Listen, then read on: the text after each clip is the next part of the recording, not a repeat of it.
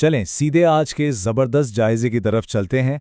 आज हम एक ऐसे क्लासिक और एक्शन से भरपूर एपिसोड का पोस्टमार्टम करने वाले हैं, जहां एक नहीं बल्कि दो ज़बरदस्त कहानियां एक साथ चल रही हैं। मोटू पतलू की इस पागल कर देने वाली दुनिया में आज शुक्र है लोहे की चींटियां हैं और एक बहुत ही खतरनाक टाइगर है। तो बस दिल थाम कर बैठें। तो चलें इसमें डाइव इन करते हैं। जरा सोचें क्या होता है जब फरफरी नगर में एक तरफ तो शुकर की जबरदस्त चोरी हो रही हो और एन उसी वक्त एक खूनी टाइगर का खौफनाक आतंक भी दस्तक दे दे। ये सवाल ही अपने आप में इतना सनसनीखेज है ना कि फौरन आपकी पूरी तवज्जो उस अफरा तफरी की तरफ खींच लेता है। चले देखते हैं यह हंगामा शुरू कैसे होता है। तो होता कुछ यूं है कि कहानी का पहला हिस्सा मोटू और पतलू की एक नई शुरुआत से जुड़ा है। फरफरी नगर में वो एक नई शक्कर की दुकान खोलते हैं और जाहिर है वो चाहते हैं कि इंस्पेक्टर चिंगम नारियल फोड़कर उसका शानदार इफ्तिताह करें, लेकिन इंस्पेक्टर चिंगम साफ इनकार कर देते हैं। उन्हें लगता है कि भाई ये तो आबैल मुझे मार वाली बात हो जाएगी। वो डरते हैं कि कहीं इस इफ्तिताह से कोई नई मुसीबत न खड़ी हो जाए। और सच्ची बात बताऊं, उनका ये डर बिल्कुल 100% सच साबित होता है, क्योंकि अचानक ही दुकान पर एक जबरदस्त धावा बोल दिया जाता है। और ये हमला किसी आम चोर या डाकू का नहीं था, बल्कि चींटियों की एक बहुत बहुत बड़ी फौज का था। मतलब वो इतने मुनज्जम अंदाज में बिल्कुल ट्रेंड लुटेरों की तरह शक्कर के बोरियों पर टूट पड़ती हैं कि मोटू और पतलू बस हक्के बक्के देखते ही रह जाते हैं।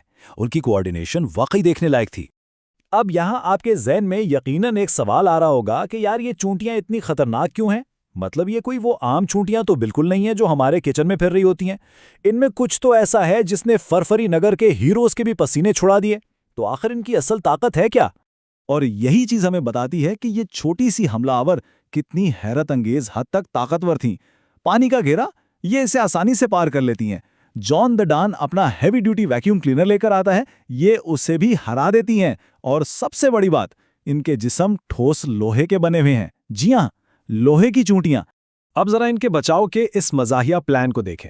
स्टेप 1, मोटू पतलू चोर जान को मदद के लिए बुलाते हैं, क्योंकि भाई लोहे को लोहा ही काटता है ना।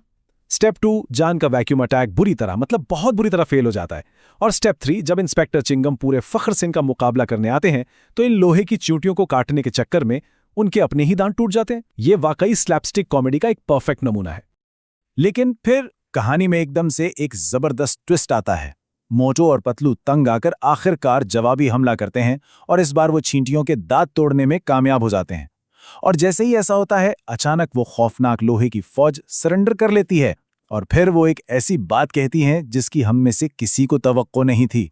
चींटियों का सरदार बड़ी मासूमियत से कहता है, हमें बरसात के मौसम के लिए राशन इकट्ठा करना पड़ता है ताकि हम अपने बच्चों और फैमिली का पेट पाल सकें।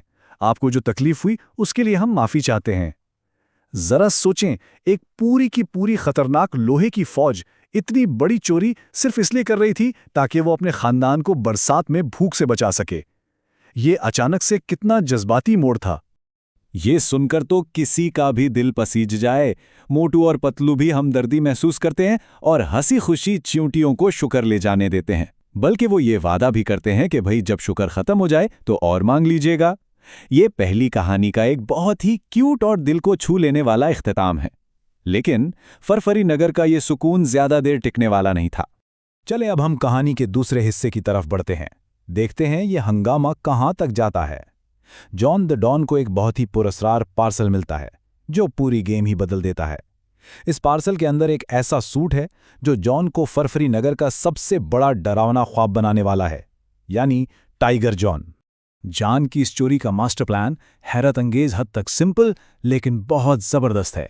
स्टेप 1, एक बिल्कुल असली दिखने वाला टाइगर का सूट पहनो। स्टेप 2, इस रूप में फरफरी नगर के शहरियों को डराकर भगा दो। और स्टेप 3, जब सारा शहर खाली हो जाए तो सुकून से खाली बैंकों और ज्वेलरी शॉप्स को लूट लो, कोई रोकने वाला ही नहीं होगा।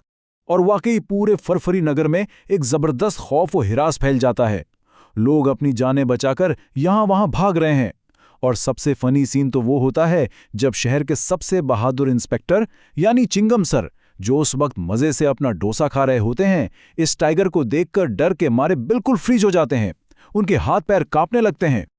तो यहाँ सबसे अहम पॉइंट ये है कि मोटू और पतलू इस सारी भगदड़ में भी अपना दिमाग हाजिर रखते हैं। वो लॉजिकली सोचते हैं कि यार एक असली जंगली टाइगर भला ज्वेलरी शॉप्स या बैंकों में चोरी क्यों करेगा, उससे सोने चांदी और पैसों से क्या लेना देना। बस यहीं से उन्हें समझ आ जाता है कि दाल में जरूर कुछ काला है।